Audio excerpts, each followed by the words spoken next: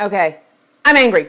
It's official. I am angry. I am so tired of talking about Miss Machado and this whole beauty queen controversy, and that's coming from me.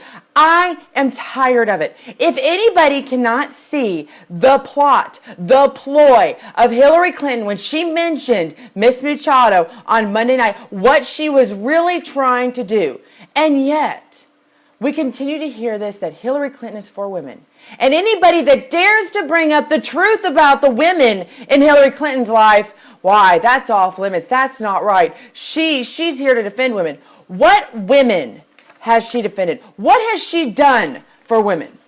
Now let's look at Miss Machado. We've already talked about her past. That woman, and I'm going to say that woman, she has to identify that she's being used by Hillary Clinton camp. Why can't Hillary Clinton, if she's going to make, try to demonize Mr. Trump with somebody, why can't she find somebody that's kosher and has an innocent background? I mean, let's look at our first, the Khan family. Turns out Mr. Khan isn't such a legitimate person himself. He obviously was in it for his own reasons. It wasn't about his son, hence why you kind of seen him go away. Now we've got Miss Machado, who, let's see, currently has a porn site. She was engaged, went on a reality show, slept with somebody, forgot to tell her fiance that, that ended up not going out so well. She threatened a judge. She drove a drive-away car for an accomplice in a murder. She's publishing a book, a tell-all book against Donald Trump, which she announced last July before any of this started. I mean, there is nothing that doesn't say self-promotion, PR stunt like what has happened. Yet Hillary Clinton has used this, and her minions in the media, and yes, I'm going to say that, have used this. You know, this is what I love. The media says, but Mr. Trump's the one. He's the one that said these comments 20 years ago, or he's the one that went on a late night rant about her. He's the one that's bringing this up. Do you think Mr. Trump doesn't have a right to defend himself? See, that's the thing. We've become such cowards. We're so used to people just, going, oh, I'm sorry. And we're carrying everybody around on a satin pillow. And if we offend somebody as Republicans, we're the first people to step down. We've become so used to that. Mr. Trump firing back. And if these lovely liberals have not figured out, if you try to take a jab at Mr. Trump, I guarantee he's going to come back. He doesn't hold back punches. He is going to annihilate you, especially when he knows that all you're trying to do is demonize him. So I'm sorry for all those crying liberals out there that, oh, look, he's going against her. Well, yeah, who took the first hit? Who's the one that first went after?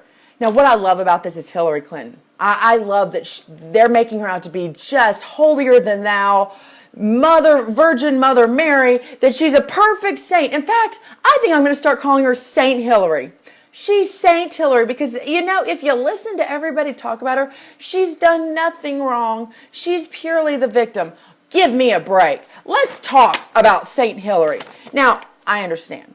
It's horrible what Bill Clinton did. Okay? It's absolutely horrible. But let's realize that before the entire country went through this embarrassment known as a blue dress and a cigar in the Oval Office, it wasn't like there wasn't warning signs. Even Hillary Clinton herself years before made the comment, well, Bill has problems with women because he didn't have a father in the household and he was raised by two women. So she knew there was a problem. Let's see, I wonder which was the first ones that told her that she had a problem. Let's see. Let's go with Juanita Broaddrick, who actually said that Bill Clinton raped her. Paula Jones had a relationship, but guess what? He didn't do the most appropriate things with her. Jennifer Flowers, who later on, and I love this, in '92 in an ABC interview, Hillary Clinton called trailer trash. Even Monica Lewinsky, Hillary Clinton called the narcissistic Looney Tune. And at one point, even in Esquire magazine, Hillary Clinton said that she was going to crucify Jennifer Flowers and any of Bill's women. In fact, it was so bad that Carl Bernstein, remember this is Carl, actually reported in his book, A Woman in Charge, that she had a war room and she had everybody set up to go and target these women and interrogate them, put the pressure on them to make them have to sign away that Bill did no wrong. Wait a minute. Guess the sticker in all of this? She actually interviewed some of these women herself. She put the pressure on. And you listen to these interviews. And some of our friends in the other media have done interviews with these women.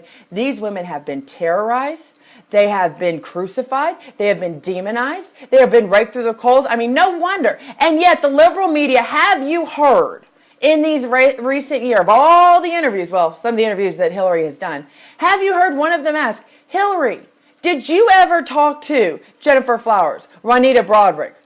Did you ever have anything? Did you ever have any sympathy for Monica Lewinsky, a barely legal age woman?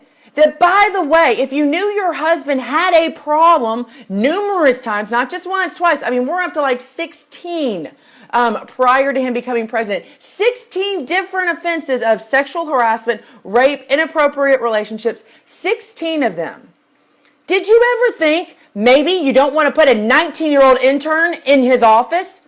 I mean, if you know your husband has a problem of eating, why are you going to put the candy and the cupcakes right in front of him? That's what I would want. But of course, because in the end, I'm sorry, Hillary Clinton, this has been her meal ticket. She didn't want Bill to go down because she knew it would take her down. They want to make it all, that she wanted to be a devoted wife, that she wanted to stand by her man. She cared for her family. No, she cared about her own political career. And she knew if Bill went down, she was going to go down with him. She uses people. She used Bill Clinton to get to this stage. She used the Khan family, and more importantly, their son and his death to make her political point. Now she's using Miss Machado. Granted, I think Miss Machado is also using her to get away with what we're dealing in, the demonization, and to win this race. Let me tell you even more how much she loves women. Back, Bob Packard, when he was, Bob Packard, is that his name? Bob Packwood, that was it. When he was Republican, when he was being charged multiple times, ended up having to resign because of all the sexual harassment, she told her friend Linda Blair that she's tired of these whiny women.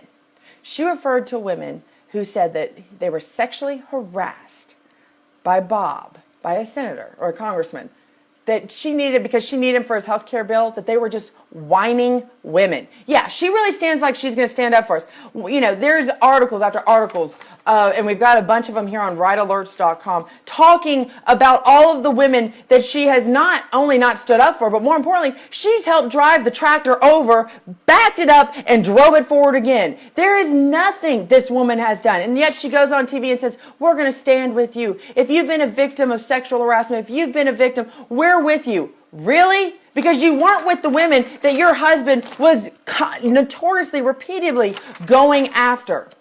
Here's the one that really makes me very upset about, and when I hear about it, we've all heard the story about the rape case and the 12-year-old rape victim, to where Hillary Clinton was actually defending and ended up getting the man that raped this 12-year-old off. And her comment was, she actually wrote about this. I have been informed that the complainant is emotionally unstable with a tendency to seek out older men and engage in fantasizing. She was 12 years old.